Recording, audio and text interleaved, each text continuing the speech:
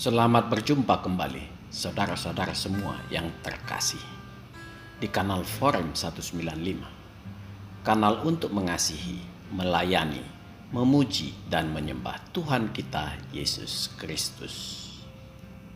Damai kasih Allah menyertai kita semua. Saudara-saudara dan para sahabat kanal Forum 195 yang terkasih, di episode 12 di season Tanya Jawab Iman Kristen ini, kita memberi judul Manusia Yesus Kristus Tidak Pernah Menjadi Allah. Judul ini kita angkat dikarenakan banyak umat di luar Kristen yang tidak mengerti mengenai ketuhanan Yesus Kristus. Ada yang mengerti, tetapi sengaja berputar-putar. Dia berputar-putar untuk menghindari sebuah realita yang sangat menggelisahkan iblis yang ada di dalam dirinya sendiri.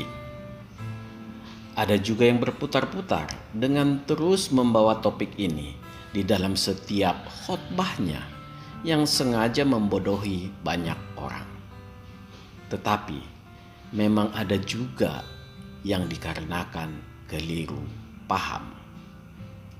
Nah, topik kita sekali ini lebih banyak kita tekankan bagi orang yang keliru paham dan memang sangat rindu memperoleh kasih Allah yang tidak akan pernah dia peroleh sepanjang dia mengikuti kultus agama jimat. Saudara-saudara dan para sahabat yang dikasihi Tuhan, masalah kehidupan kekal adalah masalah personal, sangat pribadi, dan tidak bisa diserahkan kepada para pengajar agama untuk menunjukkan jalan keselamatan. Mengapa demikian? Karena tidak akan pernah ada seorang pun manusia di muka bumi ini yang memiliki otoritas atau wewenang untuk menyelamatkan manusia dari kematian kekal. Bila kita mengacu ke Alkitab, lalu kita bandingkan dengan isi khotbahnya, maka banyak pengajar agama yang akan mengalami kebinasaan kekal. Ajaran kasih yang seharusnya ditonjolkan ternyata hanya sekedar hiasan. Yang keluar dari bibir adalah hujatan, sumpah serapah, dan kebencian. Yang luar biasa, khotbah seperti ini laku dan bersama-sama dimanfaatkan untuk mencari kekayaan. Fenomena ini sangat banyak terjadi di kalangan umat agama jimat. Bukan hal yang mengejutkan sebenarnya, karena kitab suci Al-Langit intisarinya seperti itu. Tidak ada ajaran kasih, karena iblis tidak mengenal kasih. Saya sering menghela nafas sedih. Begitu banyak umat agama jimat yang diseret iblis ke jurang kebinasaan. Saudara-saudara dan para sahabat yang dikasihi Tuhan, saya ingin mengajak semua saudara mengenal ajaran seperti apa yang benar. Karena ajaran yang benar harus berasal dari Allah. Kita melihat di kitab 1 Yohanes 4 ayat 1-6 yang mengatakan sebagai berikut. Saudara-saudaraku yang kekasih, janganlah percaya akan setiap roh, tetapi ujilah roh-roh itu, apakah mereka berasal dari Allah. Sebab banyak nabi-nabi palsu yang telah muncul dan pergi ke seluruh dunia. Demikianlah kita mengenal roh Allah. Setiap roh yang mengaku bahwa Yesus Kristus telah datang sebagai manusia berasal dari Allah. Dan setiap roh yang tidak mengaku Yesus tidak berasal dari Allah. Roh itu adalah roh antikristus. Dan tentang dia telah kamu dengar bahwa Ia akan datang, dan sekarang ini Ia sudah ada di dalam dunia. Kamu berasal dari Allah, anak-anakku, dan kamu telah mengalahkan nabi-nabi palsu itu. Sebab roh yang ada di dalam kamu lebih besar daripada roh yang ada di dalam dunia. Mereka berasal dari dunia, sebab itu mereka berbicara tentang hal-hal duniawi, dan dunia mendengarkan mereka. Kami berasal dari Allah. Barang siapa mengenal Allah, ia mendengarkan kami. Barang siapa tidak berasal dari Allah, ia tidak mendengarkan kami. Itulah tanda roh kebenaran dan roh yang menyesatkan. Demikianlah firman Tuhan. Saudara-saudara dan para sahabat yang dikasihi Tuhan, seluruh dunia mengakui bahwa tidak ada seorang pun manusia yang tidak berdosa. Alkitab juga bersaksi demikian. Sebaliknya, seluruh dunia juga mengakui bahwa ada seorang manusia yang tidak mengenal dosa. Alkitab bersaksi demikian. Demikian juga kesaksian kitab suci agama lain, termasuk kitab suci agama Jimat, yaitu Al-Langit. Bahkan Al-Langit cukup terang benderang mengatakan manusia suci ini adalah firman Tuhan dan roh Allah. Manusia suci ini saat ini berada di sorga dan nanti akan datang sebagai hakim bagi seluruh manusia di hari akhir. Sungguh menggentarkan. Memanglah iblis yang berada di belakang Al-Langit ini hanya berusaha mengaburkan sejarah manusia suci ini. Iblis tidak berani menghilangkan jati diri manusia suci ini. Memang iblis sangat mengenalnya, karena iblis pernah menjadi warga sorgawi. Iblis adalah ciptaan Allah yang berbentuk roh.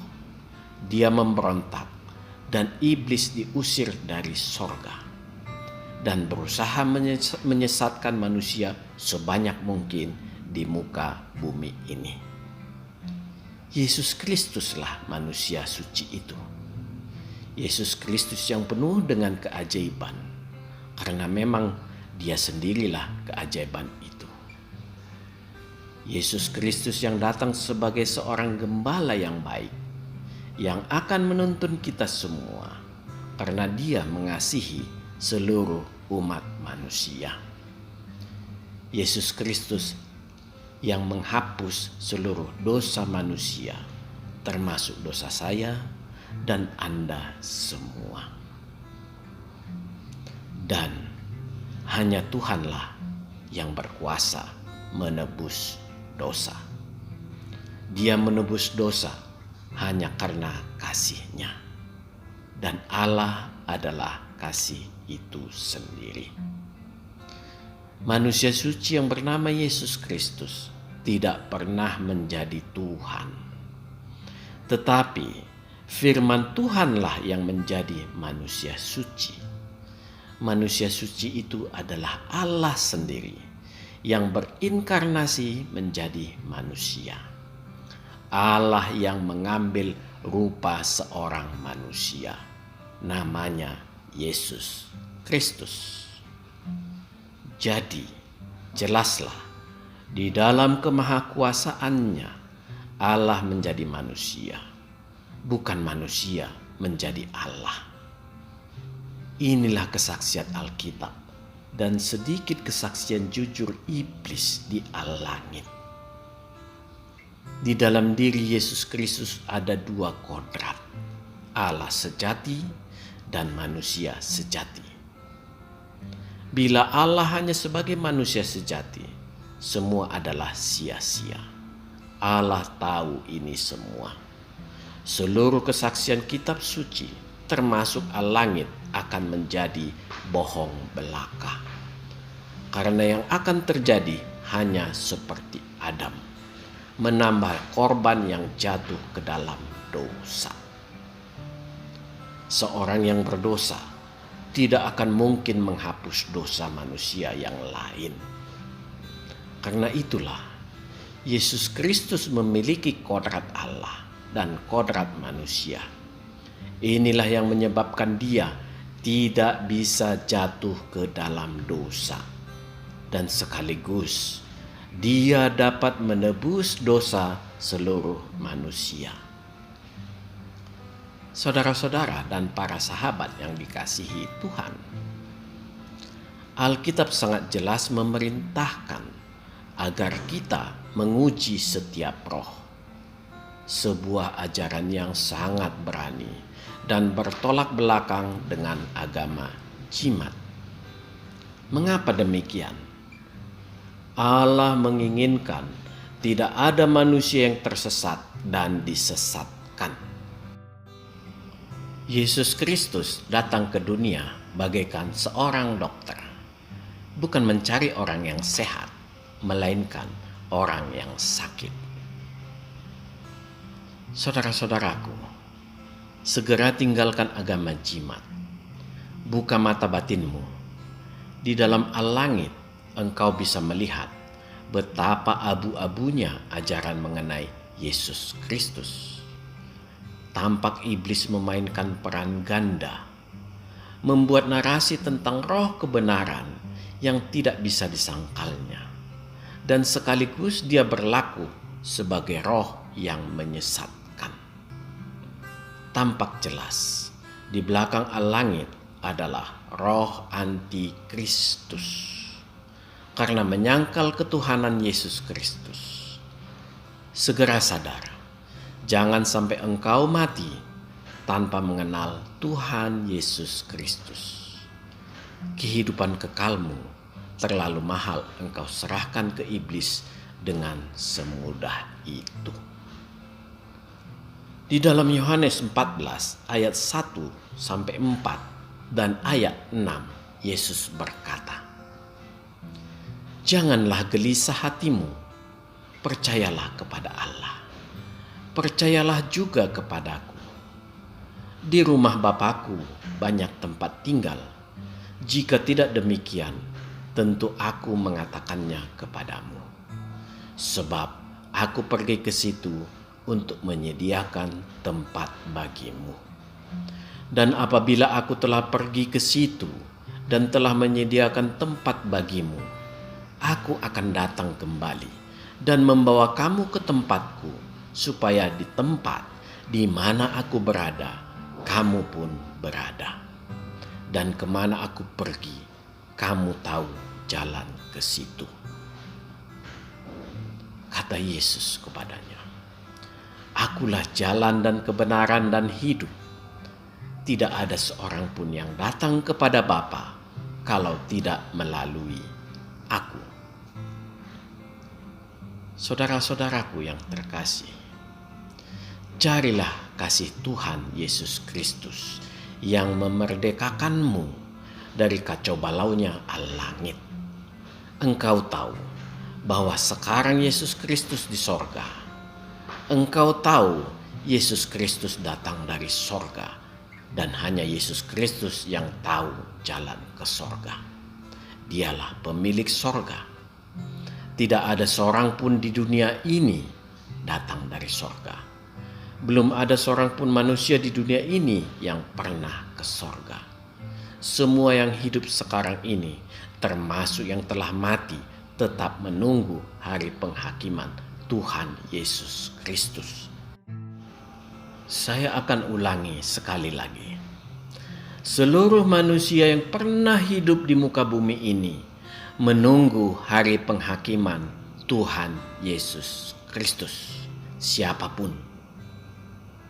Jangan keraskan hatimu sebelum terlambat, karena engkau tidak tahu kapan engkau mati. Bertekuk lututlah di kaki Yesus Kristus, karena Dia adalah Tuhan. Yesus Kristus sangat mengasihimu. Amin. Tuhan memberkati kita semua. Marilah kita masuk ke saat teduh sejenak.